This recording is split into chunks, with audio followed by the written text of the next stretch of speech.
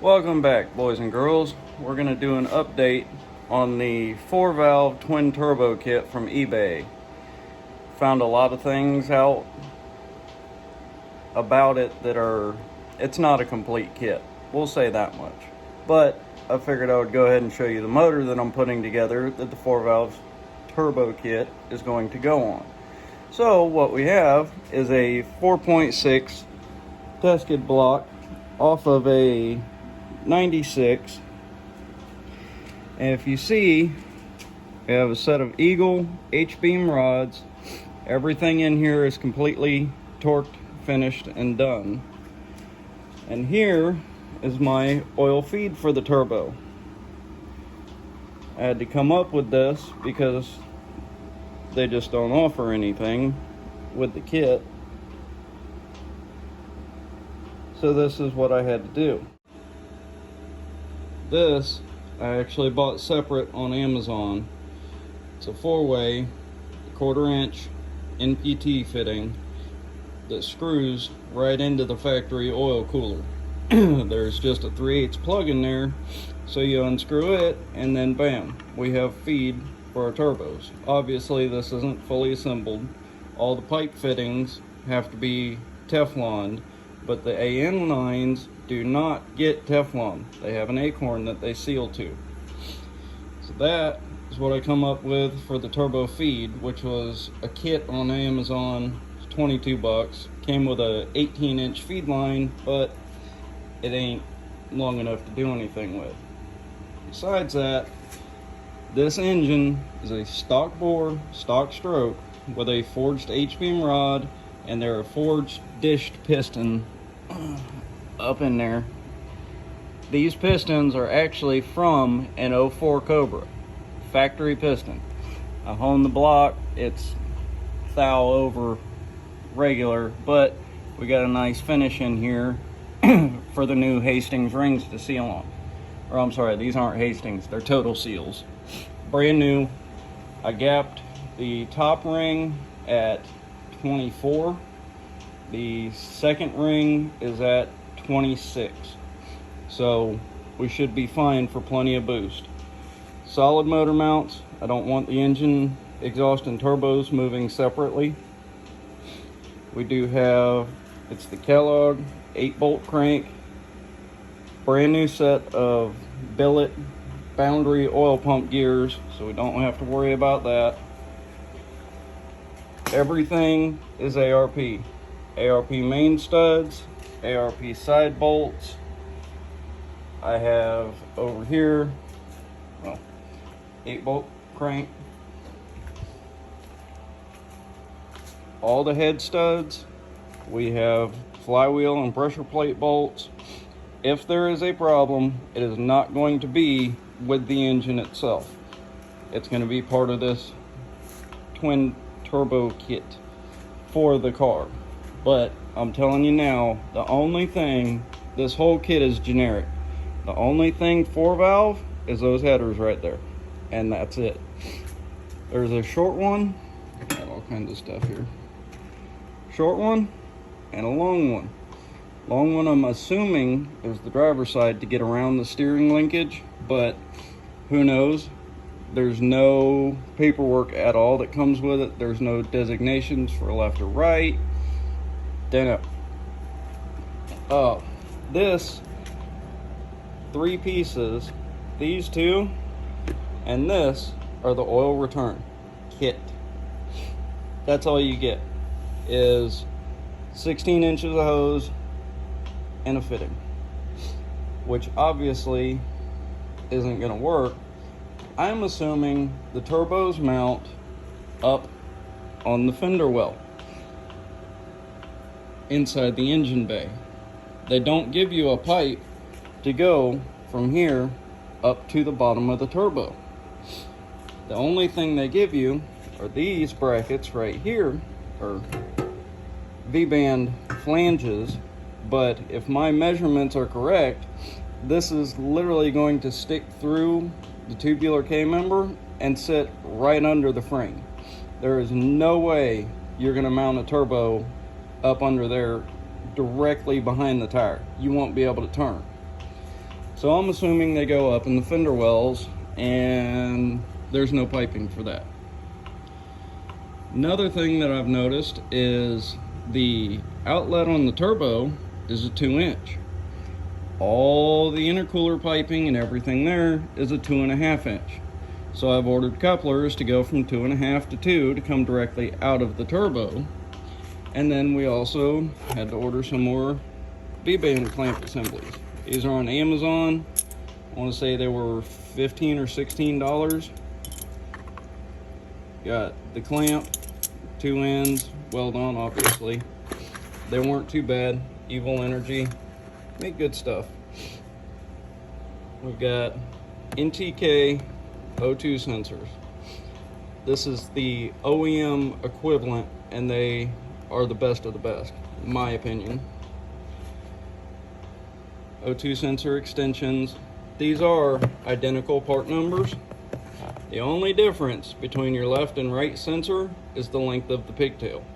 Well, we have extensions so we can run them further up, obviously, because they're meant to be behind the transmission. So we have extensions. I don't care about the wire length, and these were cheaper due to the shorter wires.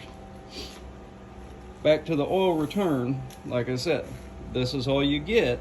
So what I've done, my $500 freaking oil pan, let's pile it on.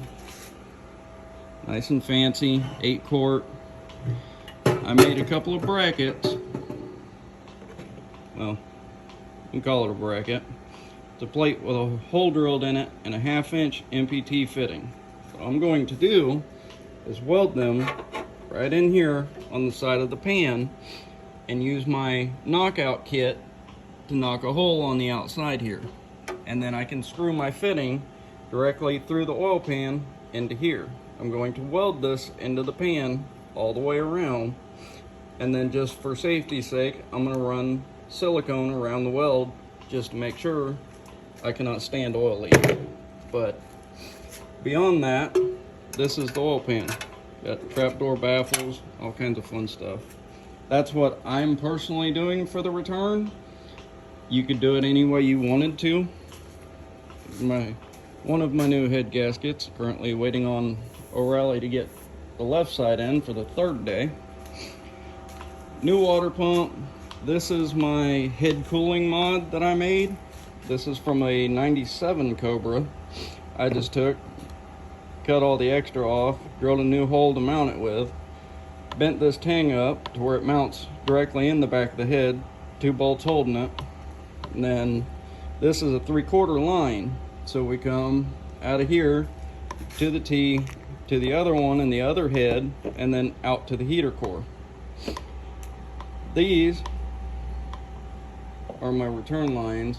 For the other heater line, just comes straight out of the face of the block behind the water pump, straight to the heater core. Simple as that. These are the heads, windage tray. Nothing special on the heads. They are 97 Cobra cam, intake and exhaust. Excuse me. Other than that, it's factory. You do have them fully ported. I mean, big as you can get on a port. They're gasket matched all the way through. The seats are blended in them. Opened up the runners. I've also opened up the oil passageways in the block. Just not by a whole lot, just very, very little. And then also smoothed everything out, all the factory casting marks, just so it'll flow a little bit better, along with the water passageways inside the block here. Oil returns opened up just a little bit. I have gone through, something that you want to do is go through and deburr the entire block all the way around. I probably go excessive with it, but I'm tired of losing knuckles constantly working on things. So everything in here, all the webbing is all rounded off, deburred, along with everything on the outside of the block, everywhere. There are no sharp edges to lose elbows and everything else on. Let's see. It's really all I have for right now. That's the motor specs. Like I said, it's stock bore, stock stroke, just upgraded internals and upgraded fasteners. Simple build, should be able to hold all the boost that I want to throw at it. If these turbos actually make boost. We'll see about that. The more I've looked at these headers, the less I'm happy with them. Some of them are smoothed out and not too bad. And then other ones have globs of weld inside of them.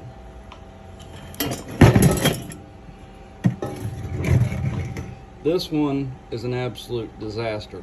I have no idea what happened to this header. And I believe this is the one of them does not sit flat at all. Try and do this with one hand, sorry.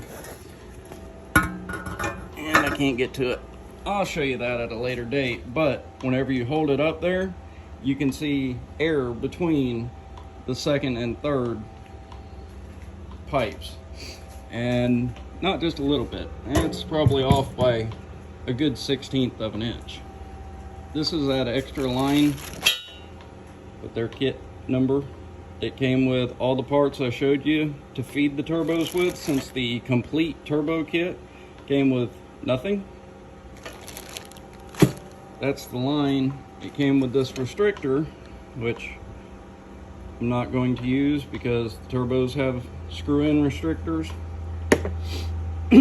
And all the parts that I mentioned over there that are currently on the block to feed the turbos. This is also part of the original complete kit. The other thing is with all the intercooler piping that they sent, it's a twin turbo kit, complete twin turbo kit. Everything you need, right? No. It's twins. There's two turbos. So you need, at some point before the intercooler, because it's single in, single out, you have to wire the two together to go into the cooler. They don't send a Y. They send no way to bridge the turbos together to go through the intercooler. Single out is fine, but you have to have dual in somehow. I'm probably not going to run that intercooler long, simply because it's god-awful bulky and I really don't see it being efficient. But like I said, we're going to run this kit how it came and see if it makes boost, if it makes power, what the power curve might look like, and I'm going to keep a tally of all the stuff that I had to buy additionally and able to physically be able to install it and have it make boost in the car, which my poor girl's just sitting there all sad. But I'll make another video of the car when we're ready to install things. But stay tuned and we're gonna get after it. I'm hoping to get the motor set today, and then we can really start building the turbo kit in the car, and hopefully it'll be doable.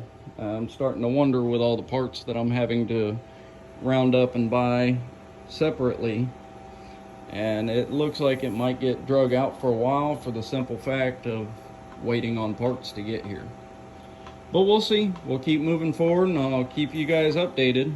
But I figured you would want to see the engine that everything's going on, and no, it's 100% solid. It's brand new. If there's a problem, it's because of that kit. Turbo came apart, threw something through it. Who knows? We'll see how it goes. Stay tuned. Subscribe if you want to see the rest of this build. As far as the actual turbo install, we're going to take it all the way from that motor sitting on the block to in the car, running, being dyno tuned, getting it dynoed, and see exactly what this eBay China kit can do. And then eventually we're going to upgrade turbos, upgrade the intercooler, so on and so forth, and make some real power with it. But stay tuned, like, subscribe, all that fun stuff. You know what to do. We'll see you in the next one.